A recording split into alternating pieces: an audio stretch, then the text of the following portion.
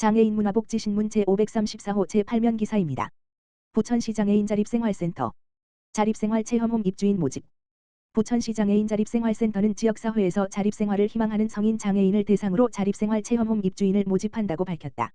자립생활체험홈은 장애인이 지역사회에서 독립적인 삶을 준비할 수 있도록 실제 주거 환경을 제공하고 일상생활에 필요한 생활기술 습득과 사회참여 활동 등 다양한 맞춤형 자립지원 프로그램을 운영하는 자립준비 공간이다. 센터는 체험홈을 통해 입주자가 실제 생활 환경에서 자립생활을 직접 경험할 수 있도록 지원하며 개인별 특성과 욕구를 반영한 프로그램을 운영해 생활 역량을 강화하고 안정적인 지역사회 정착을 돕고 있다. 이번 모집 대상은 지역사회에서 자립생활을 희망하는 만 19세 이상 성인 남성 장애인으로 모집 인원은 2명이다. 모집은 2026년 7월부터 충원시까지 진행된다. 신청자는 입주 신청서와 자기소개서, 개인정보 제공 및 이용 동의서, 장애인 복지카드 또는 장애인 증명서 사본을 제출해야 한다. 거주시설 이용자의 경우에는 거주시설 의견서와 생활재활교사 의견서를 추가로 제출해야 한다. 접수는 이메일, 팩스 또는 방문을 통해 가능하며 자세한 사항은 부천시 장애인 자립생활센터 홈페이지에서 확인하거나 자립지원팀 체험홈 담당자에게 문의하면 된다. 부천시 장애인 자립생활센터 관계자는 체험홈은 단순한 거주 공간이 아니라 장애인이 지역사회에서 스스로 살아갈 수 있는 역량을 키우는 자립의 출발점이라며 자립을 준비하는 장애인들의 많은 관심과 참여를 기대한다고 말했다. 소래빛 도서관 발달장애인 그림책 독후 활동 마무리. 시흥시 소래빛 도서관은 지난 5월부터 운영한 발달장애인 대상 그림책 독후 활동 프로그램을 지난 9일 마무리한 가운데 참여자들의 작품과 활동 모습을 담은 온라인 영상 전시를 오는 13일부터 시작한다. 이번 프로그램은 국립장애인도서관의 2026년 장애인 독서문화 프로그램 지원사업 공모에 선정돼 장애인 활동지원기관인 더메이크 사회적 협동조합 시흥지부와 함께 추진됐다. 프로그램은 발달장애인이 독서와 예술 활동을 통해 자아를 탐색하고 가족 및 지역사회와 건강한 관계를 형성할 수 있도록 마련됐다. 총 11회에 걸쳐 그림책과 연계한 공예, 미술, 푸드아트, 원예 등 다양한 독후 활동을 진행했으며 참여자들은 창의적인 작품을 만들며 독서의 즐거움을 경험했으며 푸드아트와 미술 활동에서 흥미를 느꼈다. 프로그램에서 완성한 패브릭 얼굴, 꽃자석, 과자 푸드아트, 하바리움 등 다양한 작품과 활동 모습은 영상으로 제작돼 오는 13일부터 시흥시 도서관 인스타그램 _사이형리브를 통해 공개된다. 김혜순 소래빛 도서관장은 참여자들이 즐겁게 만들고 함께한 작품과 활동을 많은 시민이 영상으로 함께 감상하며 공감하는 시간이 되길 바란다라고 말했다. 부천시 지역 돌봄 통합지원협의 제1회 개최. 부천시는 지난 8일 시청 창의실에서 2026년 제1회 부천시 지역 돌봄 통합지원협의 제 회의를 열고 상반기 의료 요양 통합 돌봄 추진 실적과 하반기 추진 계획을 공유했다. 이날 회의에서는 돌봄 통합지원법 시행에 따른 통합 돌봄 추진 현황을 점검하고 지역 돌봄 체계 강화를 위한 협력 방안을 논의했다. 이번 회의는 돌봄 통합지원법 시행에 따라 기존 부천시 지역사회 통합 돌봄 협의체를 부천시 지역 돌봄 통합지원협의체로 전환한 이후 처음 열린 회의다. 기존 위원들은 전환 위촉을 통해 협의체 활동을 이어가며 그동안의 통합돌봄 추진 경험과 민관 협력 기반을 공유했다. 새롭게 위촉된 위원들도 협의체에 참여해 지역 돌봄 체계 발전 방향에 대한 의견을 나눴다. 부천시는 올해 돌봄 통합지원법 시행에 맞춰 지원 대상을 65세 미만 심한 장애인까지 확대했다. 또한 8개 부서와 74개 민간기관이 협력하는 체계를 구축해 총 45종의 통합돌봄 서비스를 제공하고 있다. 상반기에는 446명의 대상자를 발굴해 2018건의 맞춤형 서비스를 연계했다.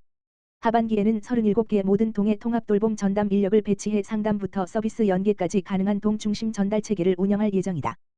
또한 특화사업 현장 모니터링과 이용자 만족도 조사를 시행해 서비스 품질을 높여나갈 계획이다.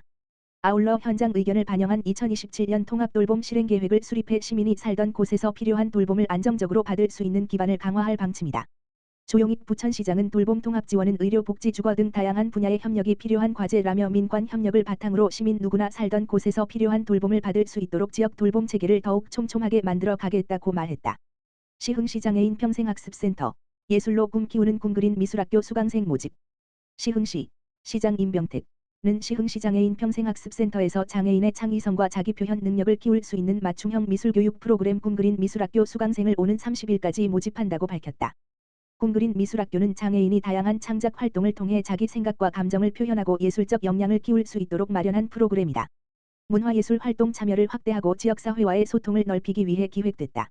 이번 프로그램은 지난 5월 시범 운영을 시작한 시흥시 장애인 평생학습센터의 첫 특화 교육과정으로 장애 유형과 특성을 고려한 맞춤형 교육으로 운영된다.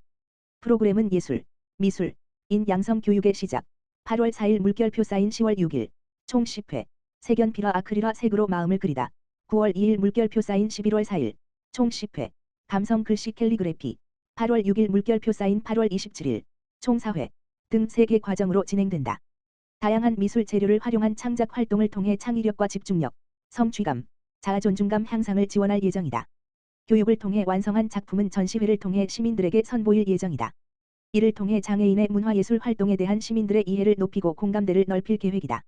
김상동 시흥시 평생교육원장은 미술은 자기 생각과 감정을 자유롭게 표현하고 세상과 소통할 수 있는 좋은 매개라며 꿈그린 미술학교가 장애인 학습자들에게 창작의 즐거움과 자신감을 키우는 계기가 되길 바란다라고 말했다.